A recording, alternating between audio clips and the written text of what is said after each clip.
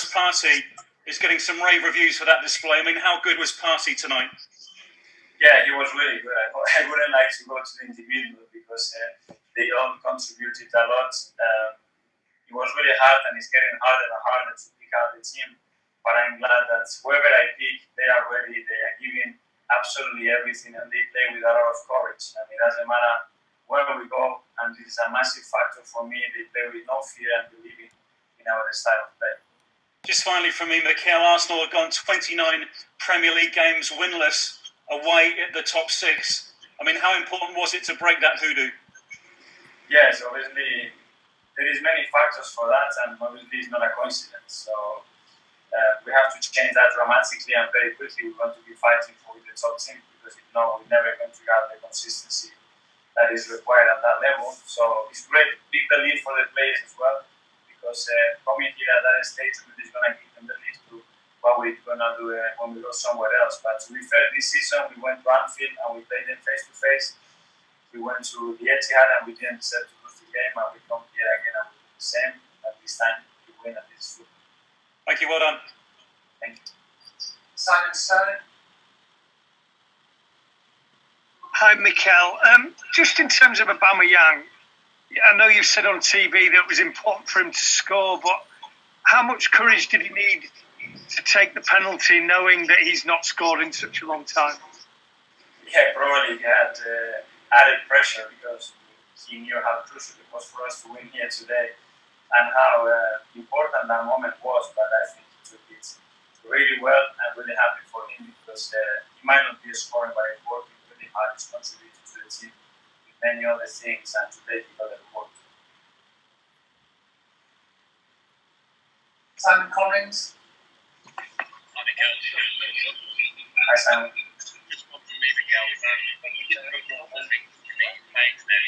Sorry, Simon, I cannot hear you. Sorry, we didn't think that he's going to be playing today. Simon, we can't hear you. Okay, James Bench. Hi, Mikel. I think we could all see on the TV cameras just how much that result meant to you, but could you talk us through your feelings when the final whistle went? Well, obviously, I remind myself a lot, and I was really touched after the defeat against Leicester because I didn't think that it was deserved that defeat. And after the game, we played at the Etihad as well. So I didn't want them to doubt one bit of what we are trying to do. And I just asked them today, go and do it and be who we are. We prepared the game here to come here and win. No other question. You could see that from the first minute, the way we played, the aggression that we showed. And I'm really happy for them. Obviously, for our fans as well, because 14 years is a long time without winning here, and it's one of our rivals. So I'm delighted as well for everyone. I know you said you didn't want to talk about specific players, but the three new signings you played, they all seem to have settled in incredibly quickly. Did you expect that you'd be getting these performances from Gabriel, from Partey this early in the season? Well, no, because I know how tough this league is, and you cannot compare it to any other league in the world. But we're trying to pick certain characteristics and qualities in the profile of play that we want to find for our club. And we want to minimize the risk by looking and making sure that they're going to contribute to what we are trying to do, and certainly this is what we need to really well. Thank you. Sandy. Hi, Mikel. I think Simon was trying to ask about Rob Holding. How much time did he have to train before? Because we thought he wasn't fully fit. I think he did one session. We didn't expect him to be back there so quickly. To be fair, great to the medical staff for the work that they've done. And then that's the culture that we are trying to create. And Rob has this determination and his willingness all the time to play at the limit, to improve, to work hard, and put himself in the line when we needed him, and he had an incredible performance. Right at the end, there was a moment where Mo Elneny pressed really high up, full of energy, and he got a big cheer from the bench. Is that the sort of commitment and passion that you are demanding from this squad? Absolutely, and the way what Mo transmits to the team is special. He has this energy as a person. He goes in a room and he creates that atmosphere, and to today I thought that we needed that energy and that positive feeling that he brings all the time, and I think he was tremendous. Nick Callan. Hi, Mikel. Talking about El Neni, I think a lot of people were surprised, myself included, that he came back to the club and is now playing so well. What is it that you saw in him that you thought would work out? Well, obviously I play with him and I know his qualities, who he is as a person and what he brings to the sport.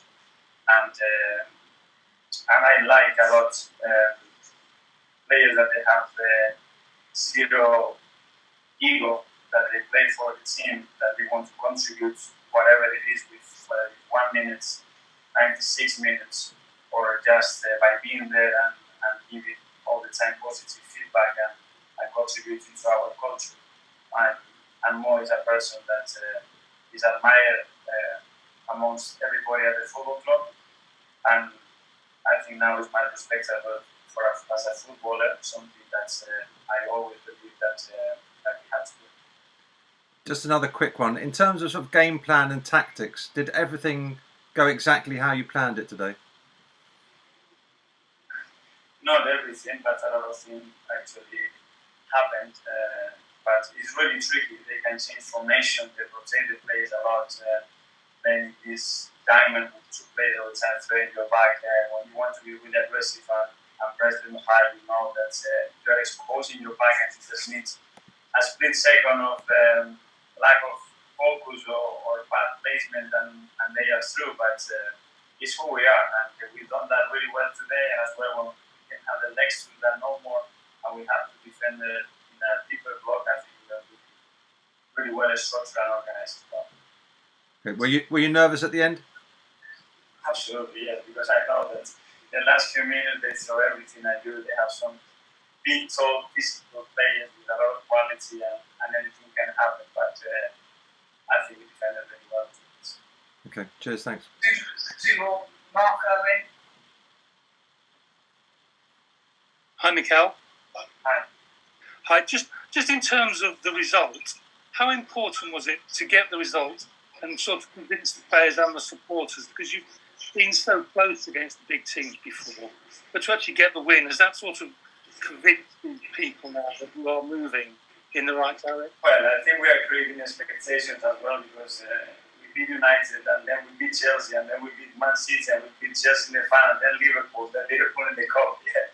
And we want to beat them all the time, but these teams are in a different moment in the processes than us. You know, what I demand them is to be who we are all the time and compete to the limit against them with our weapons. You know, and we will evolve in other things and we will get better at others, but at least to generate the belief that they can go to any ground and be so competitive is something already, in my opinion, really positive. Thank you. Finally, Joe Prince, right? Hi, Mikel. Congrats on the win.